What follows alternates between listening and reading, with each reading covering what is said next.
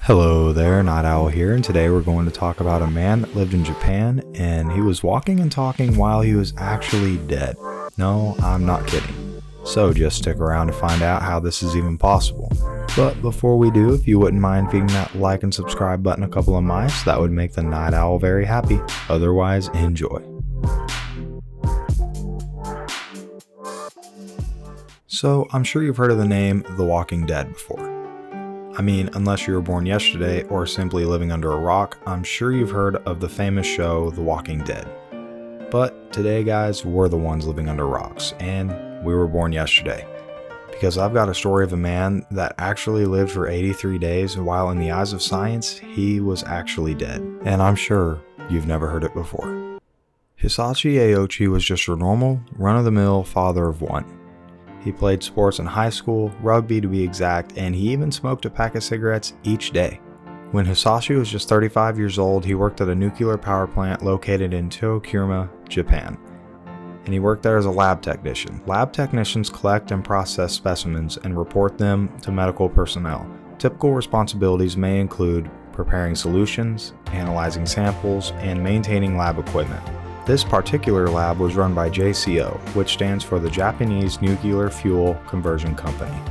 But the company Hisashi worked for, JCO, wanted to do an experiment on something, that they hadn't messed with for at least 3 years. This was creating the fuel for a fast reactor. So, Hisashi and one of his co-workers were preparing a batch of nuclear fuel by adding uranium in a precipitation tank. Neither Hisashi or the other two co-workers had any past training with anything to do with the experiment that they had been tasked to complete. But, just to further your knowledge for this experiment, the maximum amount of uranium allowed in this mixture was about 2.4 kilograms, a guideline and rule they should have been more precise with. This company had been notorious for cutting corners in order to save time, because, time is money, and if you're saving time, you're saving money. But this really isn't the right company to allow cutting corners in. They actually had their own house rules that they followed. That's right, house rules, which is completely illegal, and they called these rules the Shadow Guide. But let's be clear, one mistake can be catastrophic, and that one mistake is exactly what's about to happen. This brings us to September 30th, 1999 at about 10:35 a.m., when Hisashi and his coworkers began creating this fuel. Hisashi began to lean over the edge of the precipitation tank holding a funnel, while one of the other men started pouring the uranium mixture in. But the tank they were using wasn't designed to hold the amount of uranium they were pouring into it, and this was overlooked due to what we talked about before, the shadow guides that the company followed. So, do you remember when I said the maximum amount of uranium they were allowed to use was about 2.4 kilograms? They were pouring around 16 kilograms into the tank, which is about 8 times the permissible amount allowed. This resulted in what is called a criticality. Criticality is really just a word that represents more of like a traumatic event, something that happened that was really bad. Let's just make a mental note of that before the gruesome part begins. What resulted next was a massive explosion that the coworkers described as sounding like a huge bang, followed by this massive blue flash of light. This blue light represented the massive amount of radiation filling in the room, shooting radiation through their bodies. Since Hisashi was one of the ones holding the funnel, he was exposed to all of the radiation, immediately causing him to vomit uncontrollably. And while he had no wounds or bruises to show how severe this was, Hisashi had been exposed to about 17 sieverts of radiation, which is more than anyone has ever been exposed to before, ever, in history. He was immediately airlifted to a hospital fearing the worst, but actually he felt like everything was going to be okay. Actually, his condition even baffled the doctors because he was actually so active and seemed happy, and he thought he would soon recover and be really honestly let free to go home to his family. But this wasn't the reality of the future for Hisashi. Yeah, not even close. The reality was Hisashi was actually dead. He had been dead since the moment the explosion happened at work just 2 days before.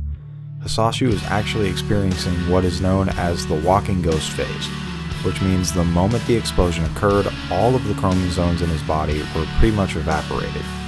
meaning his body could no longer reproduce cells and he no longer had his own DNA.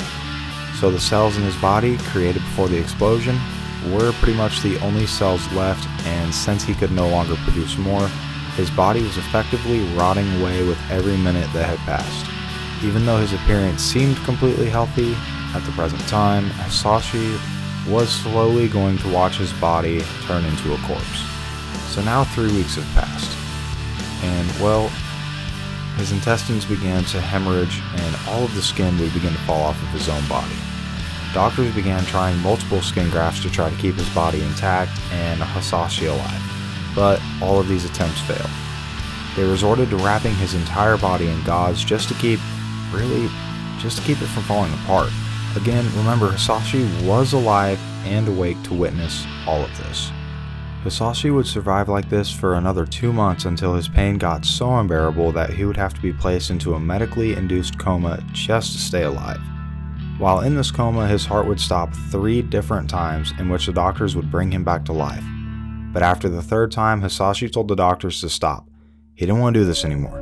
But the doctors didn't stop because they saw this as a once-in-a-lifetime opportunity to gain knowledge on the effects of radiation and what it does to the human body. They wanted to try to find different ways of treating a condition as bad as his. In some of his last words, before he lost the power to even speak, Hisashi would tell doctors he didn't want to be their guinea pig anymore, and he would finally get a DNR, or a do not resuscitate order, put in place for himself, for his own life. And finally, 83 days after the explosion occurred, Hisashi would pass away from all of his injuries. Here is the most famous picture of Hisashi and the effects the radiation had on his body, but beware, it is truly graphic and horrible. Here's Hisashi before the explosion, then just after the explosion while he was in the ghost phase that we talked about earlier. And this is the final picture. Now, I want to take a moment to give a shout out to John Bolland because he did a video like this, well, about a year ago. And Mr. Bolland himself inspired me to start this YouTube channel. So if you would like to watch his version of this story, I would greatly appreciate you doing so because honestly, I'm addicted. I watch every video the moment it comes out. And honestly, it's easy to find him on YouTube. He's very famous, he's got TikTok, and everything can be found under the name Mr. Bolland.